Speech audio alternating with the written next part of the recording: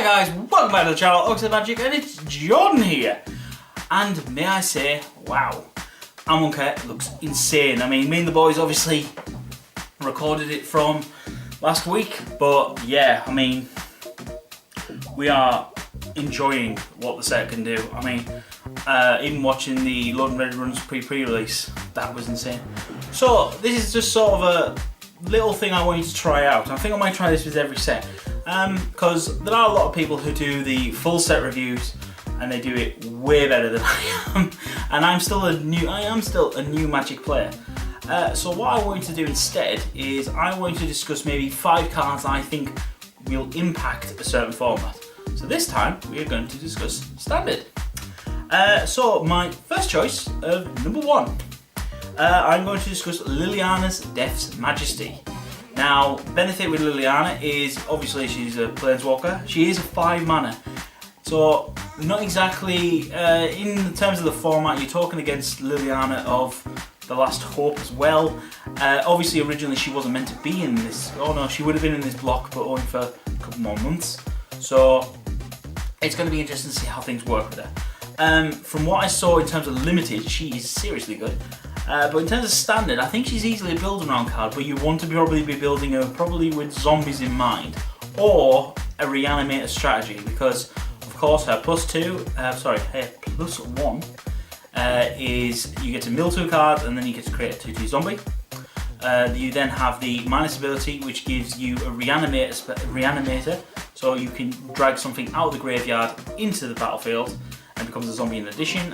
This is useful. I mean, there was a vague reanimator strategy with Kaladesh block with Refurbish. Never really took hold. People were trying it and it was good fun. But it only hit artifacts, and whereas this now hits creatures as well, so I think you've got a few more options to build around now, which would be very good. And of course the ultimate ability is a board wipe. Well, it's Crux of Fate, but for zombies. So basically destroy all non-zombies, so it gets interesting. She has to be dealt with because if your opponent's built around a zombie board, you are effectively screwed against it. So there's ways to do it. I mean, some things will stop it. Dismiss will stop the trigger, or you could even heroic intervention to save all your guys. But apart from that, yeah, definitely worth an interesting thing in my opinion. So, going on to number 2 is the Trials and the Cartouches. Now, I couldn't quite narrow this down just to one, but in terms of the cycle, I thought these were really good actually.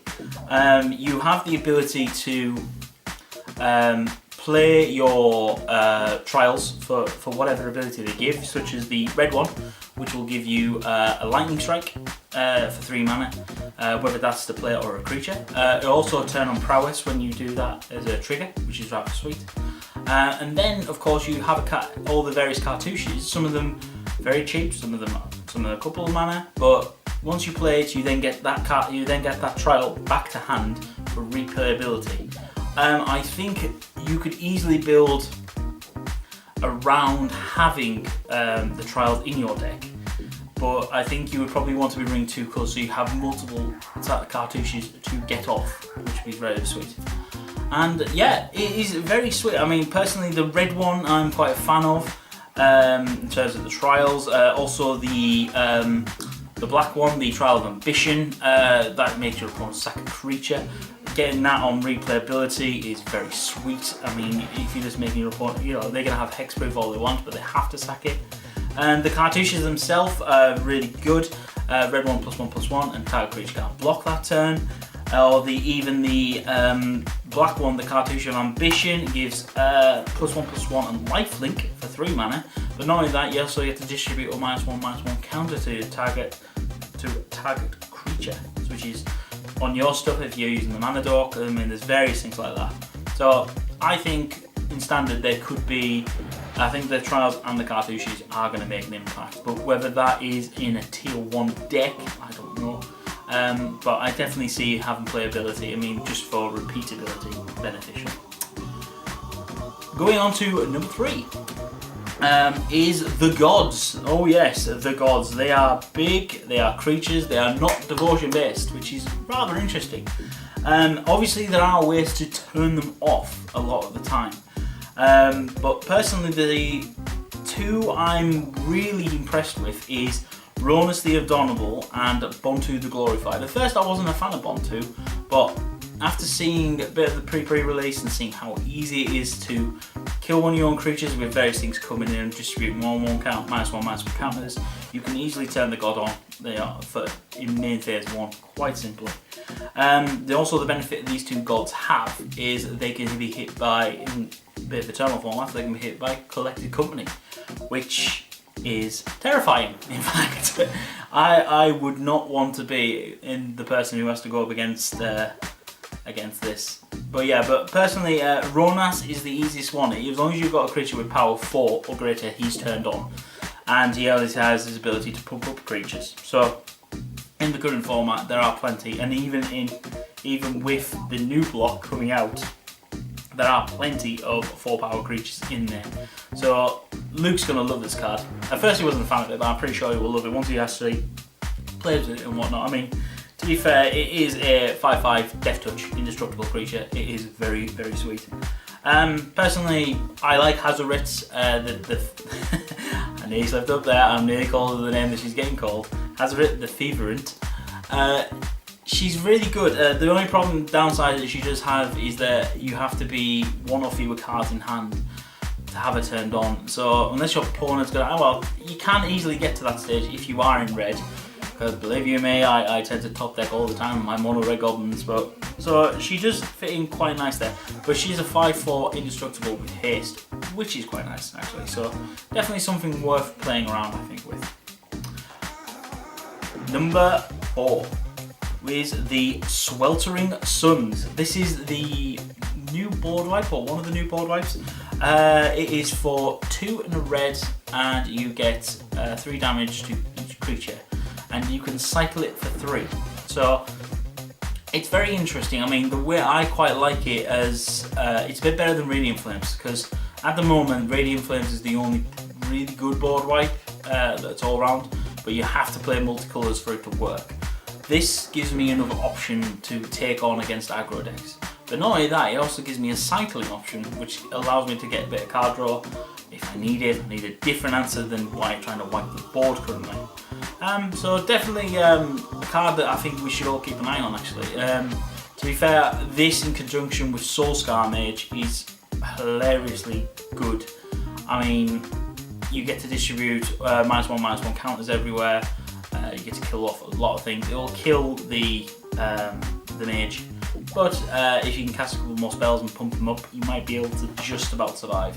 But it'll be interesting to see. But I definitely think a 3-mana board wipe is needed, and it has been for a while now. In conjunction with -1/-1 counters flying about the place, it'll be very interesting to see what it does. But yeah, but definitely another pick. So number 5 is a card that I really, really like the look of, and something I'm actually going to kind of build around in the new set, is Glorious End. this was spoiled by MTG Go First. This was the last mythic of the set that hadn't been spoiled yet. And yeah, it's 3 mana, end the turn, you lose the game next turn.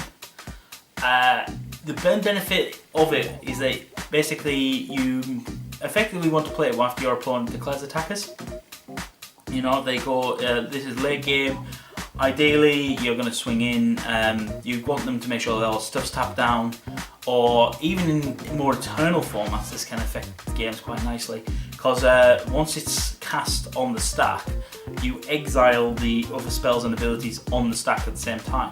So effectively, against randomly Baral Storm, for example, they're going off and they go to Grape Shot, you can actually cast this in response to stop it, and so effectively it ends the game. But again, you have the problem that you have to play the next turn, and that is your last turn. So the only way to get round the trigger is to Dismissal is another good one. So maybe Red Blue can do a thing with this, or even summary dismissal as well. That's another, So there are various ways to get around it. I mean, even the Gideon 0 emblem one, if you've got a Gideon on the board, he can't lose the game then either. So there are ways to get around the trigger of losing the game and just stopping your opponent's turn, which is rather sweet, but I think it's going to require a little bit of building work. I don't see it as a 4 off in dex. I see it maybe as a 2 off, and it is literally there to go, right, let's stop what you're doing and go forward on it. But yeah, so it's a very sweet card. Really look forward to playing with it, and yeah, it's gonna be a fun day, I think.